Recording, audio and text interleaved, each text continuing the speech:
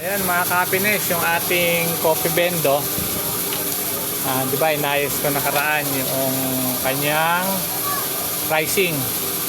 Tapos, kung napansin nyo sa unang video, dalawa lang itong nakalagay kasi nga ito ay hindi gumagana. Ayaw mag-release ng tubig, no? At mahina magano ng powder. So, tinry ko kanina, sayang hindi ko na videohan. Bubuksan nyo lang po itong likod.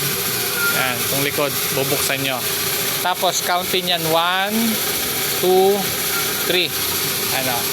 Ito yung number 1, nasa right side nyo. Pag binuksan nyo, yung number 1 yung nasa right side, and then number 2 yung gitna, number 3 nasa left side. Ang katumbas niyan ay ito. Yan, 1, 2, 3. Ito may takip kasi naubusan naman to ng coffee. Pag nasa loob, ito yun, 1, 2, 3. So yung nasa right side, ito. Yung nasa gitna, ito yung nasa left side. Ang katumbas nun. So kanina, ayaw niyang gumana. Mga months na yan, hindi gumagana. Kaya tinanggal ko na, nandun na yun. Na-stuck dun. So, ang ginawa ko, tinanggal ko ito. So, kailangan i-unplug nyo muna. Kailangan patayan siya. In-unplug ko ito, tapos tinanggal ko ito. Yung natira na ito, matik na yan. Pagkatanggal nyan, tatanggalin nyo yung 4 na screw na yan. And then dahan-dahan nyo itong hahatakin mga ka-happiness. Unti-unti. Pagkatapos yung tanggal niya, may isang plastic yan na bilog. Tatanggalin nyo rin. Kasunod nun, yung rubber. May string, tapos may tube na stainless, tapos nakadikit doon yung kartong rubber. Yun yung nagpapump na ganon. Yan. Unti-unti yung tanggalin nyo muna yung spring, tapos unti-unti yung hatakin yung may rubber, dahan-dahan. Tapos gawin nyo, takpan nyo na ito. Unahan nyo na muna ng ipit ng ng plastic. Ito hindi ko na muna tinanggal. So ganyan mangyari, kasi pag tinanggal nyo yung rubber na yun, bubulwak lahat ng laman nito. Yan, lahat ng laman yan, saka yung may laman na extra doon, lalabas yan dyan. So mainit yun pagkabagong patay. Kung pinalamig talaga muna, okay lang, malamig. Pero takpan nyo pa rin to, kasi pupunta dun sa loob ang kanyang tubig. So kaya dumaos-dos siya, punta rito sa estante. So ganyan lang, kung gaano to karami, ganun din karami yung lalabas doon. So naayos ko yun, nilinis ko lang yung rubber, tapos binalik ulit, isa-isa, balik, and then konting adjust dito. Eto, konting adjust lang. Huwag masyadong sarang-sara. Para may konting hangin. Pinaka ano niya kasi yan airflow.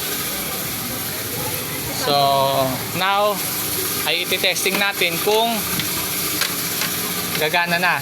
Eto. So, yan. Eto, cleaning. Cap test naman to. Hindi nyo na kailangan i-switch off or on ito. Pagka kailangan nyo yung number 1, isang pindot, tutunog yan. Pag kailangan nyo yung number 2 i-cleaning nyo, 2 pindot. Number 3, 3 pindot. So, dahil lang kailangan natin is itong number 1 lang. Kung gumagana na at magkakatubig na, pindutin natin ang 1. So, abangan natin kung magkakatubig. Ayun, mga ka-happiness. Success, may tubig na lumalabas.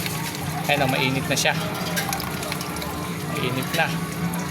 So, titestingin naman natin kung iikot na rin yung sa powder. So, inabangan ko na siya ng hulog na 3. Pipindutin na lang natin to. Yung pinaka number 1. Yan, pinakauna. Pipindutin natin.